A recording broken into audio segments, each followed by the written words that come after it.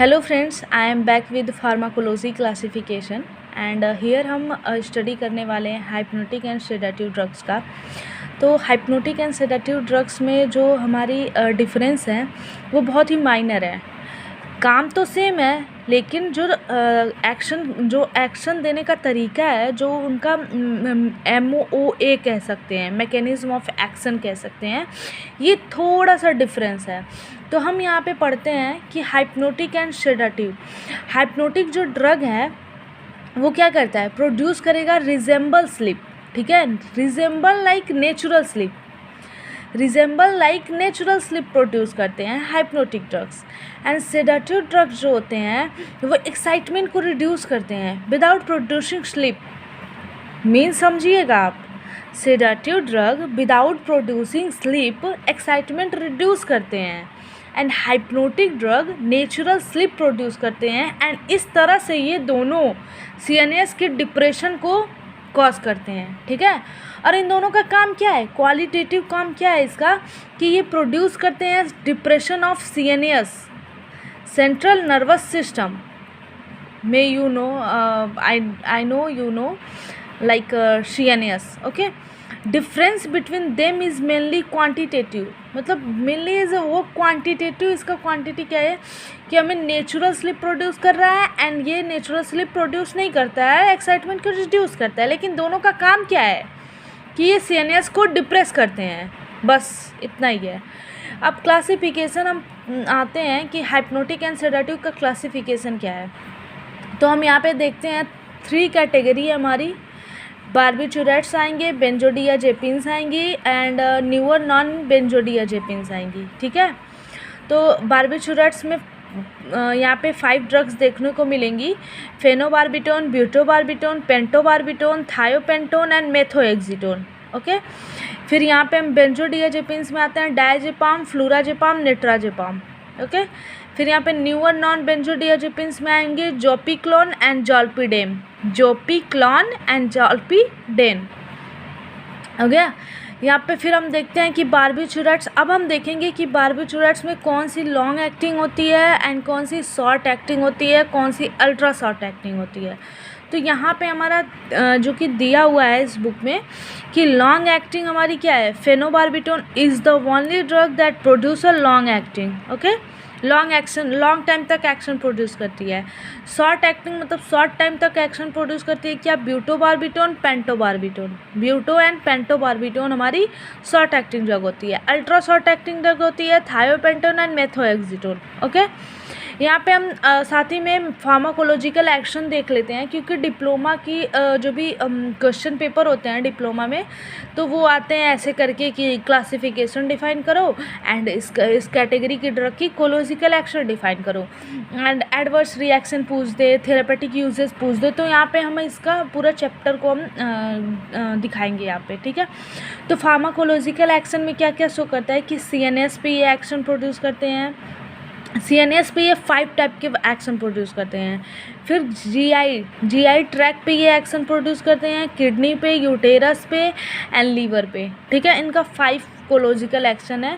तो यहाँ पे CNS पे हम देख लेते हैं कि बार्बिचुरेट्स प्रोड्यूस करते हैं डिग्री ऑफ CNS डिप्रेशन में, मतलब हमें तो ये पहले से ही पता है कि डिग्री ऑफ CNS डिप्रेशन करते हैं, लाइक माइल्ड सेडेशन कर देते हैं, हाइप्नोसिस कर देते हैं, जनरल एनेस्थेसिया प्रोड्यूस करते हैं, ठीक है। तो फर्स्ट हम यहाँ पे देखते हैं कि स्लीप। हमें पता है कि हाइप्नोटिक एंड ये स्लीप प्रोड्यूस करते हैं। तो फर्स्ट हमने स्लीप देखा कि बार्बिचुरेट्स इंड्यूस करते हैं स्लीप लाइक नेचुरल स्लीप, जो कि हमने पहले पढ़ चुका है, एंड बट इट डिक्रीज करते हैं time spend on rapid eye movement sleep, REM sleep. Also there is hangover effect after awakening, जैसे कि हम अल्कोहल लेके फिर हम सो जाते हैं, ठीक है, तो हमें हैंगओवर होता है ना, हैंगओवर सुबह सुबह की थोड़ा सर चकरा रहा हो या ऐसा कुछ अवेकिंग के बाद, तो यहाँ पे हैंगओवर इफेक्ट भी देखने को मिल जाता है। फिर एनाल्जेसिक इफेक्ट होता है कि बार्बिचुरेट्स जो होते हैं ये pain don't relieve pain without producing unconsciousness, ठीक है, मतलब विदाउट प्रोड्यूसिंग अनकॉन्शियसनेस ये पेन को रिलीफ नहीं करते हैं, मतलब कॉन्शियसनेस प्रोड्यूस करेंगे तभी ये पेन को रिलीव करेंगे, ठीक है, इसका मीनिंग यही हुआ। बट इन्हेंस करते हैं analgesic effect of salicylate, salicylate के एनाल्जेसिक इफेक्ट को इन्हेंस करते हैं। एंड पैरा अमीनोफिनॉल डेरिवेटिव होते हैं, हमें पता है पैरा अमीनोफिनॉल डेरिवेटिव क्या आता है, यहाँ पे पैरासीटामोल आता है, ठीक है, पैरासीटामोल आता है, ठीक है ना। फिर यहाँ पे हम देख लेते हैं एनास्थेटिक इफेक्ट, एनास्थेटिक इफेक्ट में हम देख लेते हैं कि यहाँ पे thiobarbiturates and some ultra short acting oxybarbiturates produce करते हैं एनास्थेसिया ऑन इंट्रावेनस जब आईवी एडमिनिस्ट्रेशन देंगे तब जाके ये एनास्थेसिया प्रोड्यूस करेंगे, ठीक है। फिर यहाँ पे आता है anti convulsant effect, anti convulsant effect में हम क्या देखते हैं कि बार्बिचुरेट जैसे कि फेनोबार्बिटोन जो लॉन्ग एक्टिंग ड्रग थी which have a phenyl group तो है ही, ठीक है। And fifth carbon atom have a anti convergent effect, anti convergent effect में हमने फेनोबार्बिटोन भी आते हैं, ठीक है, बार्बिचुरेट्स में। फिर रेस्पिरेशन और कन्वर्जेंट इफेक्ट हम आपको बता दें कि ये एपिलेप्सी में दी जाती है, ठीक है, एपिलेप्सी में एंटी कन्वर्जेंट इफेक्ट प्रोड्यूस कराया जाता है, ठीक है। फिर यहाँ पे होता है कि रेस्पिरेशन जो होती है वो हमारी अफेक्ट एट सेडेटिव या हाइप्नोटिक डोज से नहीं होती है। जैसे कि हमने कोई सेडेटिव या हाइप्नोटिक डोज दे दिया कि उतना ही हमें उतना ही पे हमें स्लीप प्रोड्यूस करवाना है, सीएनएस को डिप्रेशन करना है, तो उस पर हमारा ये रेस्पिरेशन नहीं होगा, ठीक है। जब लार्ज डोज एडमिनिस्टर करेंगे आईवी के थ्रू इंट्रावेनसली तब में डेथ प्रोड्यूस करते हैं जो कि सेंट्रल रेस्पिरेटरी पैरालिसिस हो सकता है, ठीक है, जब वो ओवर डेज देते हैं। हाइप्नोटिक एंड सेडेटिव का जब ओवर डेज देते हैं तब ये पैरालिसिस कॉज कर सकते हैं। फिर गैस्ट्रोइंटेस्टाइनल ट्रैक में हमारा क्या होता है कि ये नॉट अफेक्ट, नॉर्मल डोज पे कोई इफेक्ट नहीं देता है, ठीक है, लेकिन गैस्ट्रिक सेक्रेशन में भी डिप्रेस कर सकता है, ठीक है, गैस्ट्रिक सेक्रेशन जो है वो स्लो डाउन कर सकते हैं।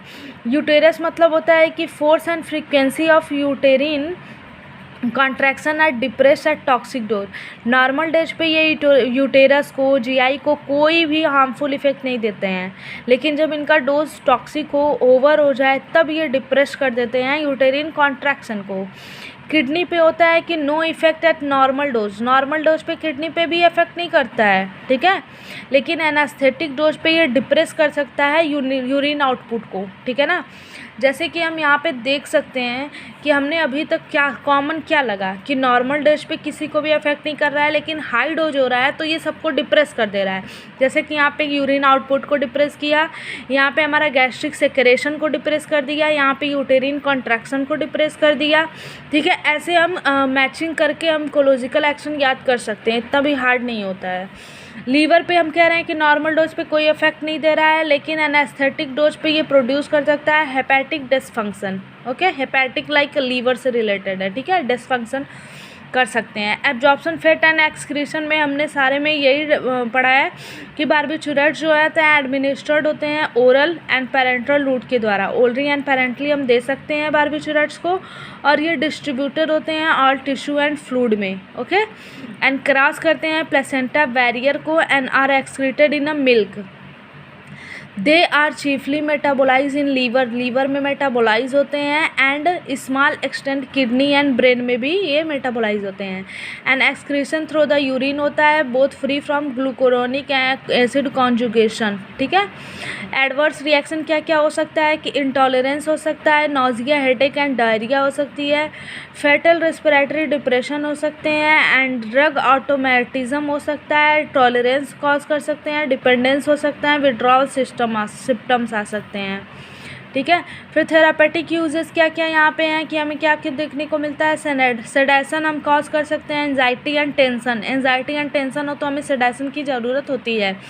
हाइप्नोसिस कर सकते हैं टू रिलीव इंसोम्निया, ठीक है, इंसोम्निया नींद नहीं आ रही है तो हम हाइप्नोसिस कर सकते हैं। Anti conversion effect in case of tetanus और status epileptic.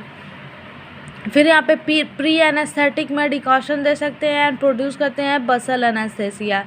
And in साइक्रियाटिक practice में हम नियोनेटल जॉन्डिस भी ट्रीट कर सकते हैं। Thank you.